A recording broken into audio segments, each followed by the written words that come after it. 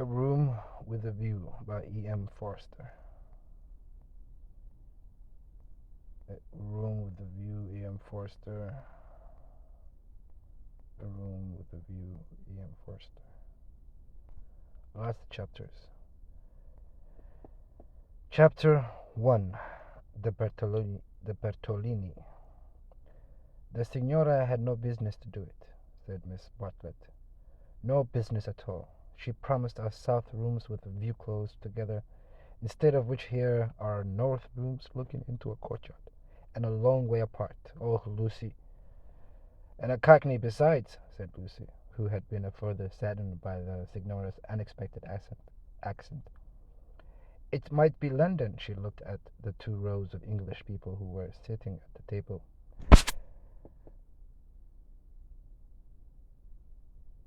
The row of bottles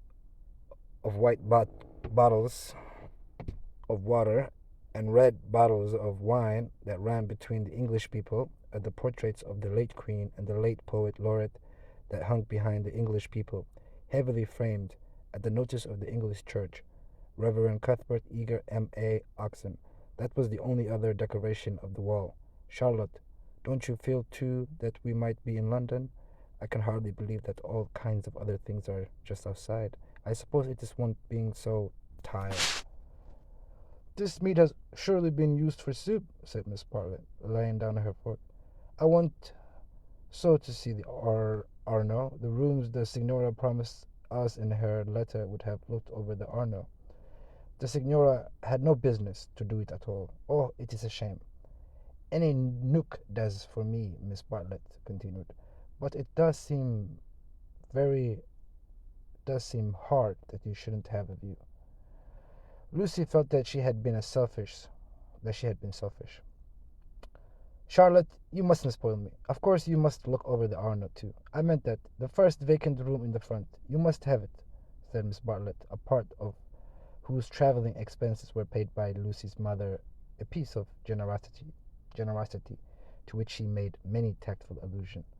No, no, you must have it. I insist on it. Your mother would have never forgiven me, Lucy.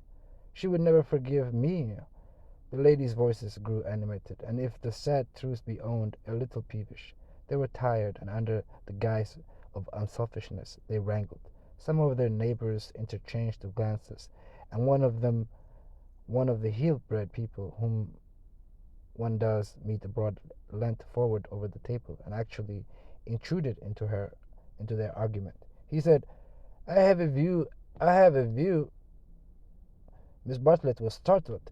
Generally, at the pension, people looked them over for a day or two before speaking, and often did not find out that they would do it till they had gone.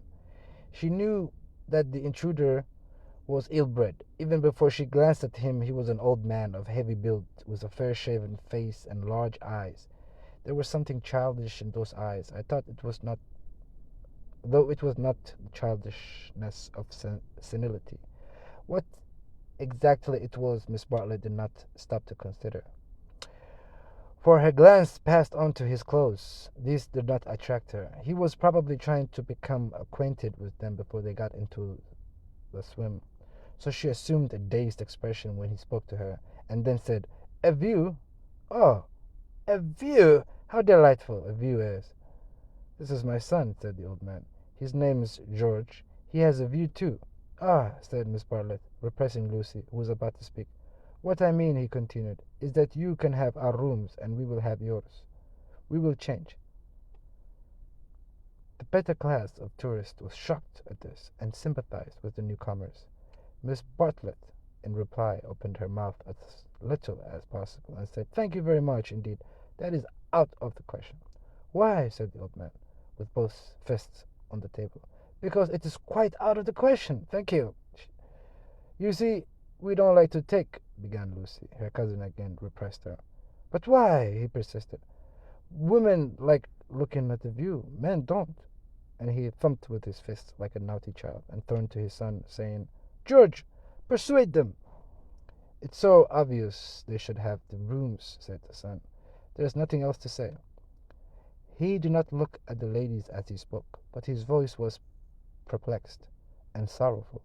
Lucy, too, was perplexed, but she saw that they were in for what is known as quite a scene, and she had an odd feeling that whenever these ill-bred tourists spoke, the contest widened and deepened till it dealt, not with rooms and views, but with, well, with something quite different, whose existence she had not realized before. Now the old man attacked Miss Bartlett almost violently. Why should she not change? What possible objection had she? They would clear out in half an hour. Miss Bartlett, though skilled in the delicacies of conversation, was powerless in the presence of brutality. It was impossible to snub any one so gross. Her face reddened with displeasure. She looked around as much as to say, "Are you all like this?" And two little old ladies who were sitting further up the table with shawls hanging over the backs of the chairs looked back, clearly indicating, "We are not. We are genteel." "Eat your dinner, dear," she said to Lucy, and she began to toy again with the meat that she had once censured. Lucy mumbled that those seemed very odd people opposite. "Eat your dinner, dear. This pension is a failure. Tomorrow we will make a change." Hardly had she announced this failed decision when she reversed it. The curtains at the end of the room parted, and revealed a clergyman, stout but attractive, who hurried forward to take his place at the table. Cheerfully apologizing for his lateness, Lucy, who had not yet acquired decency, at once rose to her feet, exclaiming, "Oh, oh, why, it's Mr. Beebe! Oh, how perfectly lovely! How Charlotte, we must stop now, however bad the rooms are." Miss Bartlett said, with more restraint, "How do you do, Mr. Beebe? I expect that you have forgotten us, Miss Bartlett and Miss Honeychurch, who were at the Tunbridge Wells when you helped the vicar of St. Peter's that very cold Easter." The clergyman, who had the air of one on a holiday, did not remember the ladies quite as clearly as they remembered him, but he came forward presently enough and accepted the chair into which he was beckoned by Lucy. "I am so glad to see you," said the girl, who was in a state of spiritual starvation, and would have been glad to see the waiter if her cousin had permitted it. "Just fancy how small the world is. Summer Street, too, makes it so specially funny." "Miss Honeychurch lives in the parish of Summer Street," said Miss Bartlett, filling up the gap, "and she happened to tell me in the course of conversation that you have just accepted the living." "Yes, I heard from mother so last week. She didn't know that I knew you at Tunbridge Wells, but I wrote back at once and I said Mr. Beebe is—" "Quite right," said the clergyman. "I move into the rectory at Summer Street next June. I'm lucky to be appointed to such a charming neighborhood." "Oh, how glad I am. The name of our house is Windy Corner." Mr. Beebe bowed. "There is another mother, and me generally, and my brother, though it's not often we get him to church, is rather far off, I mean. Lucy, dearest, let Mr. Beebe eat his dinner." "I'm eating it, thank you, and enjoying it." He preferred to talk to Lucy, whose playing he remembered, rather than to Miss Bartlett, who probably remembered his sermons.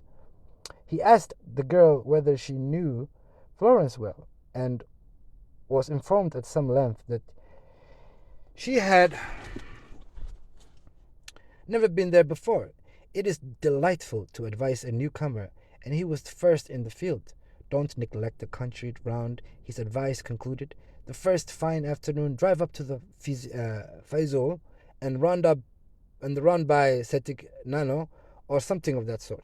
"No," cried a voice from the top of the table. "Mr. Beebe, you are wrong. The first fine afternoon your ladies must go to Prato." "That lady looks so clever," whispered Miss Bartlett to her cousin. "We are in luck." And indeed a perfect torrent of information burst on them.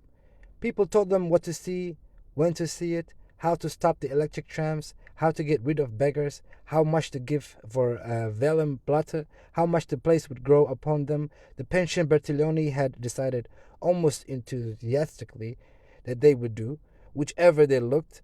Kind ladies smiled and shouted at them, and above all rose the voice of the clever lady, crying, "Prato! They must go to Prato! That place is too squalid for words. I love it. I revel in shaking off the tremors of respectability, as you know." The young man named George glanced at the clever lady, and then returned moodily to his plate. Obviously he and his father did not do Lucy, in the midst of her success, found time to wish they did. It gave her no extra pleasure that anyone should be left in the cold, and when she rose to go, she turned back and gave the two outsiders a nervous little bow.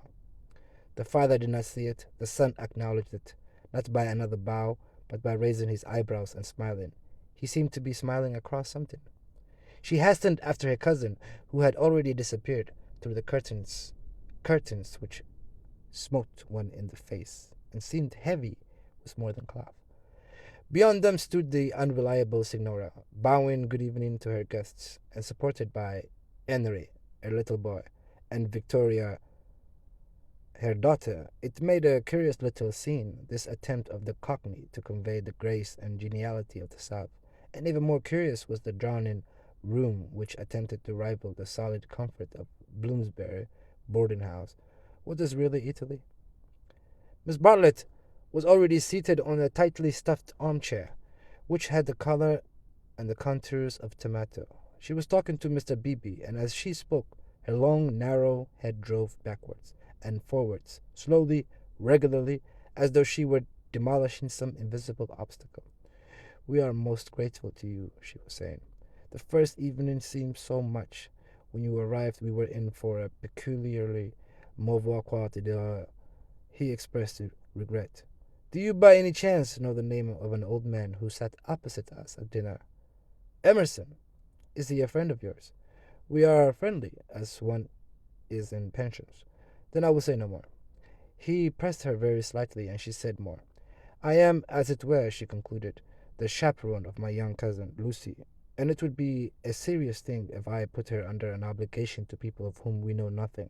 His manner was somewhat unfortunate. I hope I acted for the best. You acted very naturally, said he. He seemed thoughtful, and after a few moments added, all the same, I don't think much harm would have come of accepting. No harm, of course, but we could not be under an obligation. He is rather a peculiar man. Again he hesitated, and then said, gently, I think he would not take advantage of your acceptance, nor expect you to show gratitude. He has the merit, if it is one of saying exactly what he means. If it is one of saying exactly what he means. He has rooms he does not value. He has the merit, if it is one, of saying exactly what he means. He has rooms he does not value, and he thinks you would value them. So he no more thought of putting you under an obligation than he thought of being polite. It's so difficult, at least. I find it difficult to understand people who speak the truth. Lucy was pleased and said, I was hoping that he was nice. I do so always hope that people will be nice. I think he is nice and tiresome.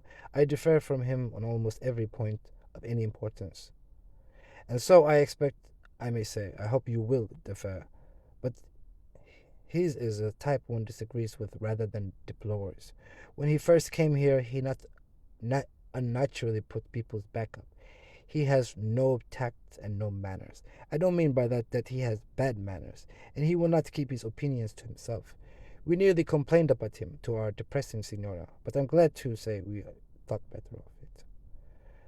Am I to conclude, said Miss Bartlett, that he is a socialist? Mr. Beebe accepted the convenient word, not without a slight twitching of his lips. And presumably he has brought up his son to be a socialist too. I hardly know George, for he hasn't learned to talk yet. He seems a nice creature, and I think he has brains, of course. He has all his father's mannerisms, and it is quite possible that he, too, may be a socialist. Oh, you relieve me, said Miss Bartlett. So you think I ought to have accepted their offer? You feel I have been narrow-minded and suspicious. Not at all, he answered. I never suggested that. But ought I not to apologize at all events for my apparent rudeness? He replied with some irritation that it would be quite unnecessary, and got up from his seat to go to the smoking room. Was I a bore? Said Miss Bartlett, as soon as he had disappeared. Why didn't you talk, Lucy? He prefers young people, I am sure. I do hope I haven't monopolized him. I hoped you would have him all the evening as well as all dinner time. He is nice, exclaimed Lucy. Just what I remember. He seems to see good in everyone. No one would take him for a clergyman. My dear Lucy. Well, you know what I mean. And you know how clergymen generally laugh. Mr. Beebe laughs just like an ordinary man. Funny girl, how do you remind me of your mother? I wonder if she will approve of Mr. Beebe. I am sure she will, and so will Freddie. I think everyone at Windy Corner will approve. It is the fashionable world. I am used to Tunbridge Wells, where we are all hopelessly behind the times. Yes, said Lucy despondently. There was a haze of disapproval in the air, but whether the disapproval was of herself or of Mr. Peepy, or of the fashionable world at Windy Corner, or of the narrow world at Thornbridge Wells, she could not determine. She tried to locate it, but as usual she blundered. Miss Bartlett sedulously denied disapproving of anyone. Sedulously. Oh, I've never seen that word before. Denied disapproving of anyone, and added, I am afraid you are finding me a very depressing companion. And the girl again thought, I must have been selfish or unkind. I must be very careful. It is so dreadful for Charlotte being poor. Fortunately, one of the little old ladies who for some time had been smiling very benignly now approached and asked if she might be allowed to sit where Mr. Beebe had sat. Permission granted, she began to chatter gently about Italy, the plunge it had been to come there, the gratifying success of the plunge, the improvement in her sister's health, the necessity of closing the bedroom windows at night, and of thoroughly emptying the water bottles in the morning. She handled her subjects agreeably, and they were perhaps more worthy of attention than the high discourse upon Guelphs and Ghibellines which was proceedingly tempestuously at the other end of the room. It was a real catastrophe, not a mere episode, that evening of hers at Venice, when she had found in her bedroom something that is one worse than a flea, though one better than something else. Something else. But here you are as safe as in England, Signora Bertoloni. Is so English. Yet our rooms smell, said Miss poor Lucy. We dread going to bed. Oh, then you look into the court, she sighed. If only Mr. Emerson was more tactful, we were so sorry for you at dinner. I think he was meaning to be kind. Undoubtedly he was, said Miss Bartlett. Mr. Beebe has just been scolding me for my suspicious nature. Of course, I was holding back on my cousin's account. Of course, said the little old lady, and they murmured that one could not be too careful with a young girl. Lucy tried to look demure, but she could not help feeling a great fool. No one was careful with her at home, or at all events, she had not noticed it. About old Mr. Emerson, I hardly know. No, he is not tactful. Yet, have you ever noticed that there are people who do things which are most indelicate, and yet at the same time beautiful? Beautiful? Said Miss Bartlett, puzzled at the word. Are not beauty and delicacy the same? So one would have thought, said the other helplessly, but things are so difficult, I sometimes think. She proceeded no further into things, for Mr. Beebe reappeared, looking extremely pleasant. Miss Bartlett, he cried, it's all right about the rooms. I am so glad. Mr. Emerson was talking about it in the smoking room, and knowing what I did, I encouraged him to make the offer again. He has let me come and ask you. He would be so pleased. Oh, Charlotte, cried Lucy to her cousin, we must have the rooms now. The old man is just as nice and kind as can be. Miss Bartlett was silent. I fear, said Mr. Peepy, after a pause, that I have been officious. I must apologize for my interference. Gravely displeased, he turned to go. Not till then Miss Bartlett replied. My own wishes, dearest Lucy, are unimportant in comparison with yours. It would be hard indeed if I stopped you doing as you liked at Florence, when I am only here through your kindness. If you wish me to turn these gentlemen out of their rooms, I will do it. Would you then, Mr. Beebe, kindly tell Mr. Emerson that I accept his kind offer, and then conduct him to me, in order that I may thank him personally? She raised her voice as she spoke. It was heard all over the drawing room, and silenced the Guelphs and the Ghibellines. The clergyman, inwardly cursing the female sex, bowed and departed with her message. Remember, Lucy, I alone am implicated in this. I do not wish the acceptance to come from you. Grant me that at all events. Mr. Beebe was back, saying rather nervously, Mr. Emerson is engaged, but here is his son instead. The young man gazed down on the three ladies who felt seated on the floor. So low were their chairs. My father, he said, is in his baths, so you cannot thank him personally. But any message given by you to me will be given by me to him as soon as he comes out. Miss Bartlett was unequal to the bath.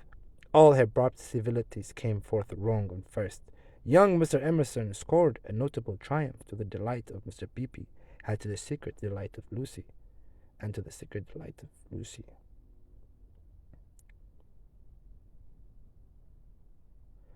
Miss Bartlett was unequal to the bath. All her barbed civilities came forth wrong, and first. Young Mr. Emerson scored a notable triumph to the delight of Mr. Peepy, and to the secret delight of Lucy. Poor young man, said Miss Bartlett, as soon as he had gone. How angry he is with his father about the rooms. It is all he can do to keep alight. In half an hour or so, your rooms will be ready, said Mr. Peepy. Then, looking rather thoughtfully at the two cousins, he retired to his own rooms to write up his philosophic diary. Oh dear, breathed the little old lady, and shuddered as if all the winds of heaven had entered the apartment. Gentlemen sometimes do not realize, her voice faded away. But Miss Bartlett seemed to understand, and a conversation developed in which gentlemen who did not thoroughly realize played a principal part. Lucy, not realizing either, was reduced to literature, taking up Baedeker's Handbook to Northern Italy. She committed to memory the most important dates of Florentine history, for she was determined to enjoy herself from the morrow. This half hour crept profitably away, and at last Miss Bartlett rose with a sigh and said, I think one might venture now. No, Lucy, do not stir. I will superintend the move. How do you do everything? Said Lucy. Naturally, dear. It is my affair. But I would like to help you. No, dear. Charlotte's energy and her unselfishness, she had been thus all her life. But really, on this Italian tour, she was surpassing herself. So Lucy felt, or strove to feel, and yet there was a rebellious spirit in her which wondered whether the acceptance might not have been less delicate and more beautiful. At all events, she entered her own room without any feeling of joy. I want to explain, said Miss Bartlett, why it is that I have taken the largest room. Naturally, of course, I should have given it to you, but I happen to know that it belongs to the young man, and I was so sure your mother would not like it. Lucy was bewildered. If you are to accept a favor, it's more suitable you should be under an obligation to his father than to him. I am a woman of the world, in my small way, and I know where things lead to. However, Mr. Beebe is a guarantee of sort that they will not presume on this. Mother wouldn't mind, I'm sure, said Lucy, but again had a sense of larger and unsuspected issues. Miss Bartlett, then. Miss Bartlett only sighed and enveloped her in a protecting embrace as she wished her good night. It gave Lucy the sensation of a fog, and when she reached her own room, she opened the window and breathed the clean night air.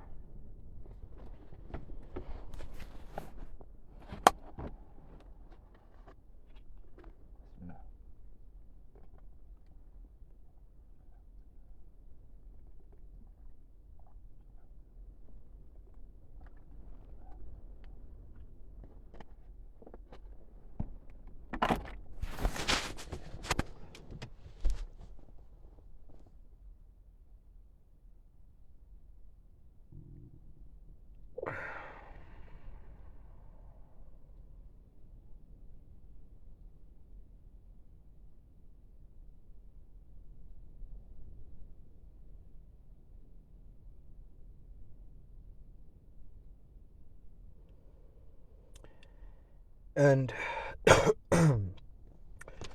Miss Bartlett only sighed and enveloped her in a protecting embrace as she wished her good night.